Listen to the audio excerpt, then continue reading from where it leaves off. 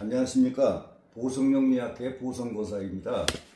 세운에 대해서 제가 2번인가 이렇게 구성학 내정법 TV에 올려드린 바가 있는데, 이번에는 월운에 대해서 설명을 좀 드리겠습니다.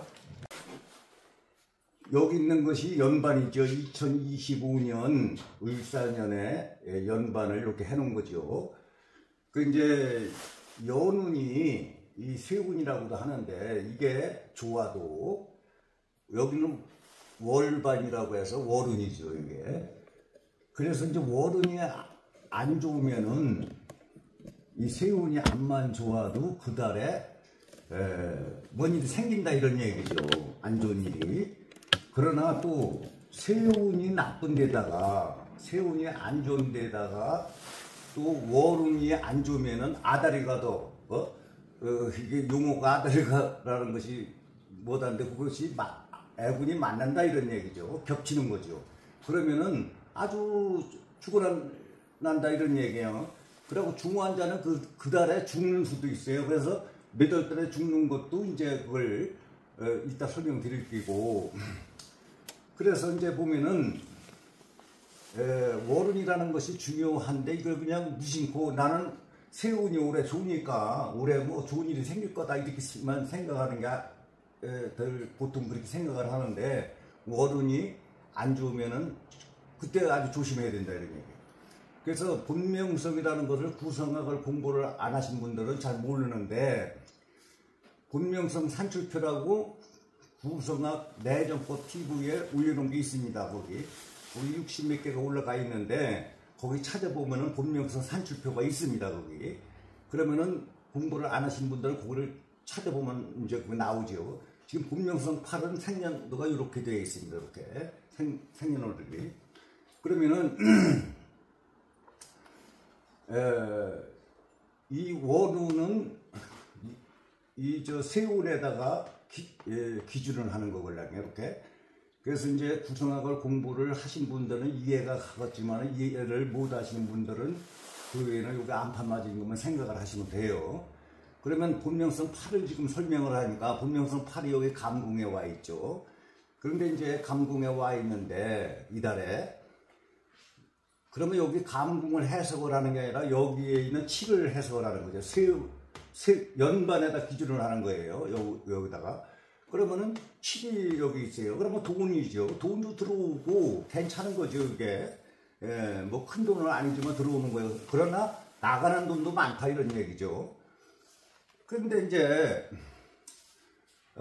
이거 제 걸 한번, 제가 본명성 8이에요. 제가 겪은 것을 한번 설명을 드리는 겁니다. 그러면은 이제 위로 올라가는 것은, 이건 내 의지대로다가 이달에 여기 와 있는데, 7이 돈이 와 있는데 괜찮은 건데, 돈도 들어오고 괜찮은 건데 들어온 돈이 있는 거예요. 그런데 여기에 8이 여기도 8이라고 하는 것이 제 본명성 아니에요? 하나의 본명성이 2개니까 하나의 본명성은 괜찮은데, 하나의 본명성은 8이 암을 맞아가지고 있는데, 암을 여기다가 기준을 해버리면 9가 8을 맞을 거라고요. 9가 8을 맞았는데, 9라는 것은 뭐 부상도 되고, 시비, 구설수도 되고, 재판이라든지 시험, 당선, 승진, 뭐 여러 가지가 되지만 지는 거죠. 8을 맞아서. 그러나 이게 의사도 되고 약사도 되고라는 거예요. 그런데 여기 1월 1일 날, 제가 1월 1일 날 무슨 일이 생겼느냐면은, 우리 집사람이 감기가 심하게 해가지고 충주 병원에, 한국병원에 입원을 하러 갔는데, 제가 운전을 하고 옆에다 태우고 갔죠. 근데 그 마스크를 쓰고 갔는데도 병원에서 제가 접수하고 이제 다 했죠. 제가 보호자로 따라갔으니까.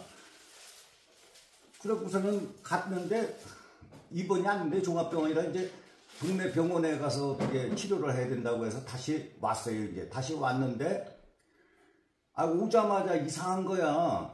몸이 몸살기가 나오면서 호흡곤란이 오더라고요. 그래서 침대에 들어누워서 있었는데, 마침 아들이 이제 내려왔어요. 지 엄마가 아프다고 하니까. 그래서 병원을 인터넷으로다 검색을 해보니까 보은에 한양병원이 입원실이 있다고 해가지고 그래서 이제 보은병원에다가 입원을 시키려고 하는데 내가 일어나들 못하고 내가 죽겠는 거예요. 호흡곤란이 갑자기. 그래서 이제 막 몸살 기운도 있고 우리는 이제 거꾸로 된 거죠. 내가 이제 입원을 하게 생긴 거예요. 내가 아니 숨을 못 쉬는 거 없는 거예요. 그래서 이제 보은병원을 응급실을 갔는데 그 검사를 해보니까 A형 독감이라는 거예요. 그런데 그것이 증세가 호흡곤란이 있다는 거예요. 그때 대부분 산소 마스크를 씌우더라고요. 그래서 이제 그런 갭이다. 그렇게 해가지고 거기서 이제 입원을 수속을 해가지고 입원을 했어요. 이렇게 거꾸로 된 거죠. 우리 집사람은 이제 보호자가 되고 대신.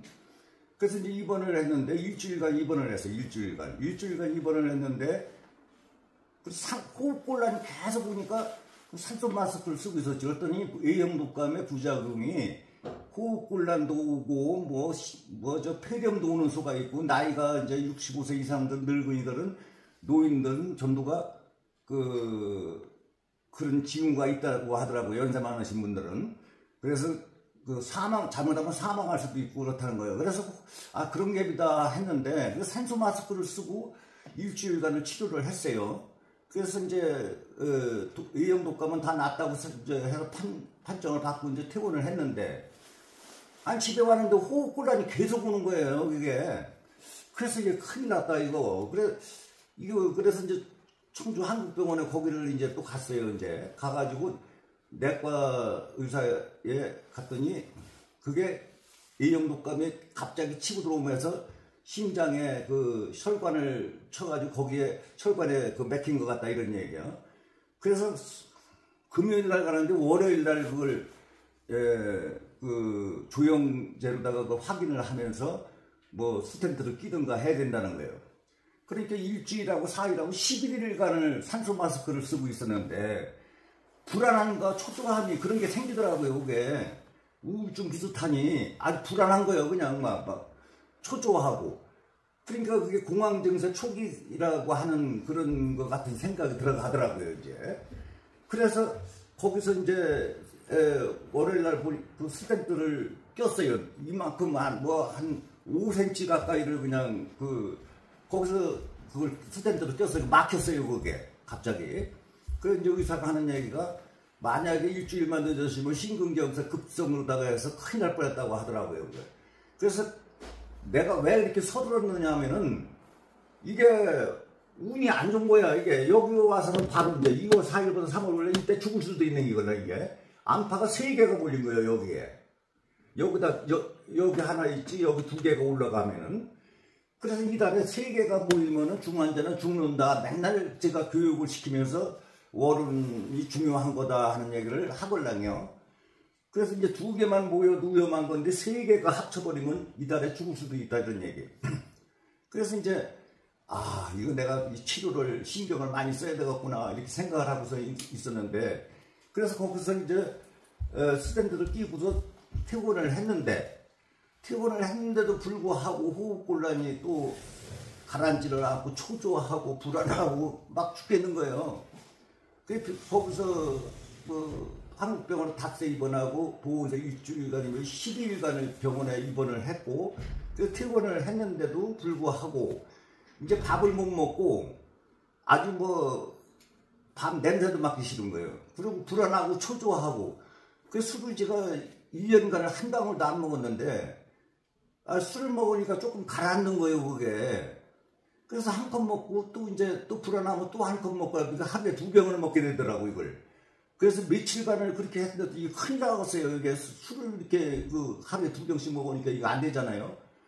그래서 이제 보훈병원에 거기 가서 내과에 가서 이제 사실대로 얘기를 하고서 거기서 입원을 했어요. 그런데 이게 공황 증세가 왔다는 게 갑자기 그래서 우울해지고 초조하고 불안하다 이런 얘기를 술을 먹으면 안 되고 약물로 치료를 해야 된다 이런 얘기예요. 그래 거기서 또 이제 닷새를 또 입원을 했어요. 그래가지고 제가 3일 퇴원한 지가 한 3일 되는데 병원을 3번을 입원한 거죠. 저는 왜 또 입원을 했느냐면 내가 죽을 코에 걸렸으니까 이건 해야 된다 이런 얘기죠. 집에서는 안 되는 거예요. 그 만약에 집에서 그냥 거기서 신유증이라고 해가지고 A형 독감에 신유증에 호흡곤란이 왔다고 해서 그 산소를 이제 우리 손녀딸이 그 산소를 쿠팡으로 시켜가지고 그걸 마시고 답답할 때는 하고 했는데 그렇게 보냈으면은 일주일 있으면 급성 심장마비로 죽었다 이런 얘기거든요. 그래서 제가 이걸 알기 때문에 위험하기 때문에 병원을 자꾸 입원을 한 거죠 이제.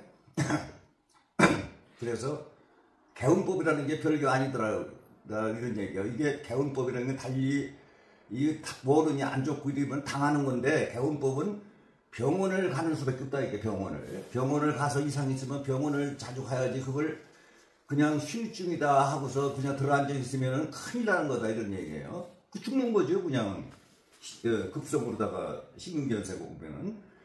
그래서 이제 이게 겪는 건데 지나고 보니까 겪는 거더라 이런 얘기예요 이게. 그러면은 나이가 65세 이상 된 사람들은 이러한 일이 겪을 수도 있지만 또 다른 사람은 또 이제 이런 일도 있는 거죠. 교통사고. 첫째 젊은 사람들은 교통사고라든지 해서 부상을 당한다든지 또 뭐 달리 안 좋은 일이 생길 수가 있는 거죠. 이제 누구하고 시비를 걸어가지고 잘못하면 재판에 연루가 된다든지 또 시험이나 어디 취직을 하는 사람은 그달에 또 잘 안 되는 것이고 그달에 운이 그런 거예요. 그래서 어른이 안 좋으면은 미리 대비를 해도 이게 안 되더라고요. 갑자기 생기는 것이 이게 뭐 대비를 한다면 이런 일이 있는 거 할 수가 있는 거예요. 미리 알면은. 나도 이제 그 생각을 했는데 간호사가 그런 얘기를 하더라고요. 연세 드신 분들은 비타민C를 대놓고 먹으면은 면역력도 높아지고 감기 예방도 된다고 이제 하는데 그 맨날 먹기가 그것도 쉬운 건 아니걸랑요. 그래서 이제 그런 면역력을 좀 늘리고 하려면은 그런 영양제도 섭취를 해야 되고, 첫째는 골고루 식사를 잘해야 된다고 그러는데 그게 마음과 같이 잘 안 되는 거죠 그게. 그리고 이제 연운이 안 좋으면은